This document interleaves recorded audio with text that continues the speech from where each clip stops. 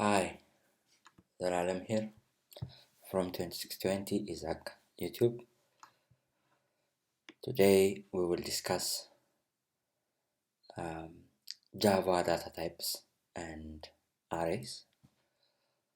But first, if you like my video, please comment and share. And don't forget to subscribe my channel. So, what are data types in Java? What's a data type? Data type is classification of data so that it determines what type of value or what type of variable we can have to that data type, and it also determines what type of operation we can apply to it, and it also shows us or indicates us how that data type is going to be represented in memory, or how it's going to be stored in memory will be determined by data types. So it's very critical that we understand what data types are. There are two two types of data types in Java. The predefined ones, or they are mostly called predefined, but this is not specific. Primitive data types is more appropriate. When we say primitive, these are created without the help of any other data type, and they are the basis for the programming language. And the other is user-defined or complex data types, and these are usually created by programmers for various purposes, and usually they are created by combining different primitive data types, and primitive data types are very critical here in defining the complex or user-defined data types. These, as we have discussed, these primitive data types are defined without the help of any other data type, and they are the cornerstone and the backbone of the programming language, and they are atomic. That means they are single, and they cannot be divided into two or more parts. And as we have said, how it is represented in memory and how it's stored in the memory is defined by the data type in Java. For example, the integral type has got 32 bits width in memory, and this is fixed whatever the platform is, and this makes it Java portable so that it will not change the memory presentation and storage characteristics. So the primitive data types, there are four primitive data types. Integers, this includes the data types byte, short, int, and long. We will see them in detail in a bit. And the other is floating point numbers. That means numbers with fractions or decimal points are called floating point numbers. And we have got characters. Sometimes they are considered as integers too, as characters are represented in numbers. And the last one is Boolean data type. This is a data type with two values, either true or false. And when we say user-defined, we use the syntax of the language and primitive data types to create complex data types. And for example, if we create a type called employee in Java, we will create it like this. So here it says public class employee, so the type is employee. We will discuss about the terms public and class in coming videos, uh, but it tells that we are creating an object called employee. So we will use these data types as we have discussed. We have seen short, which is a type of integer, int, which is a type of integer, and string is a special type in Java. It is not a primitive data type, it is an object type created to work with strings. That means a series of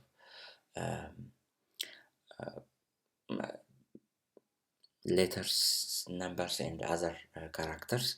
It's not a series of char variables, so the character one, but string is not a series of or an array of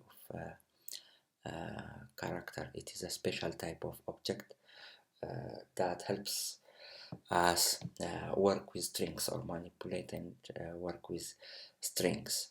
So these are the two types of data in Java, and as we have discussed, employee is now a data type, a user-defined data type, and it has got its semantics, syntax, and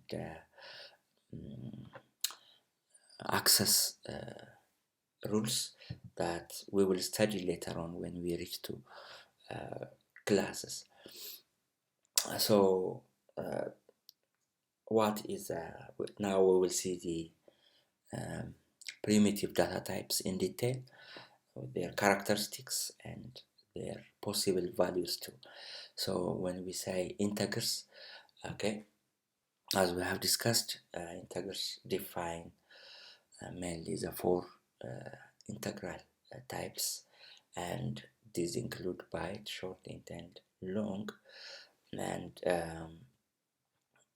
all are signed. When we say signed, it includes both negative and positive integer numbers, and Java doesn't consider the concept of unsigned integer.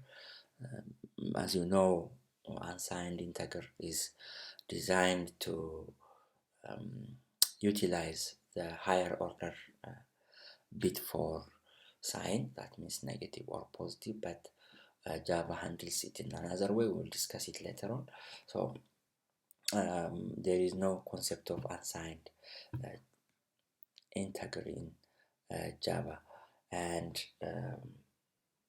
as you can see, byte is an integer with a width of 8 bits. So here you can see that it has got 8 bits, and byte can represent numbers from minus 120 to 127. When we say 8 bits wide, we can handle numbers up to the power of 8 widths on the negative as well as the positive side. And then short data type, which is 16 bits wide, and this can handle numbers from minus 30,700 to positive 30,700. And the other integral type is int, which is 32 bits wide. So this can handle numbers from minus 2 billion up to 2 billion, and long data type is 64 bits wide, and it can handle from minus 9 quintillion to positive 9 quintillion. As you can see, this is a very large, big numbers, and these are the integral data types in Java. Start our NetBeans IDE. and we will work on looking at examples of data types. So to create a project here, we will create a project here. We have discussed how to create a project in our IDE setup video, and we define next, and always you have to give a meaningful project name, and you have to also define the folder where we are going to put our project as well. So we call the project data types, and we will finish it here.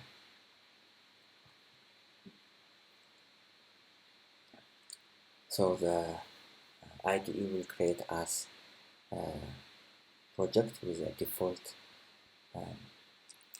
class with data types with a method main. So we will look into data types here. Let's comment out this and work on our data type examples. Primitive data types of integral type. Let's see what they are and see examples. So the first integral type is byte, which is 8 bits wide. So you define byte by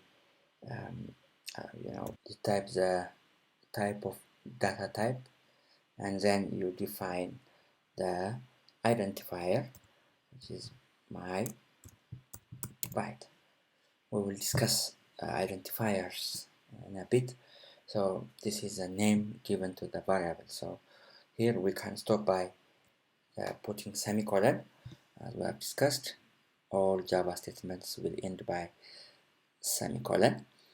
And the other way will be we can initialize it here is equals to 120. So this is how we define byte, and as you have said, it has a range of 100 minus 128 to 127. So if we assign more than that, it doesn't accept. For example, 129, so it doesn't accept you. So 120. The other way to initialize this one is go to the next line or somewhere you want to initialize it, and is equals to 120. So we can initialize it here. So the other data type that we have discussed is short, which is 16-bit wide integral type. So we define short by short. This is a data type, and then we call it name for it, and we initialize it in this way. So the width of short is from minus 32,000 to positive 32,000, and the other data type that we have discussed is int, which is 32 bits wide integer. So we call it my int, and we can initialize it here or on another part. So here we give it a value of 12. So the other data type that we have discussed is the 64 bits wide integral, which is long, and we can assign a value of like this, and sometimes you also can add the letter L at the end to indicate that this is a long data type, but the compiler identifies once we have defined the data type. So as we have discussed, the data types cover a range of negative number, the lowest one, to the upper positive number. Let's see an example of the minimum and maximum value of int data type. So let's use system out, right? So here, let's say num, and we use a Java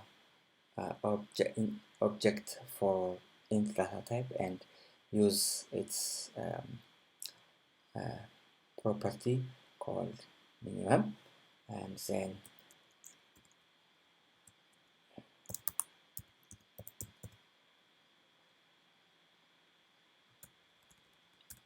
I forget always the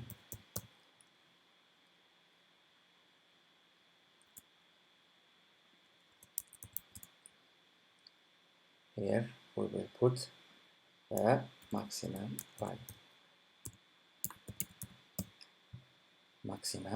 value here. So if we run this one, we can see that the minimum and maximum values of an int data type here we have defined it in our previous discussion to be minus 2 billion 147 million and so on, and positive one also this one.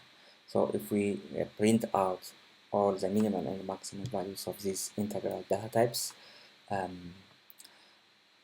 we will see that they have got a range of minimum negative number and a maximum positive number. So this is integral data types. In our next video we'll discuss floating data types and see what they are. Otherwise, see you in the next video.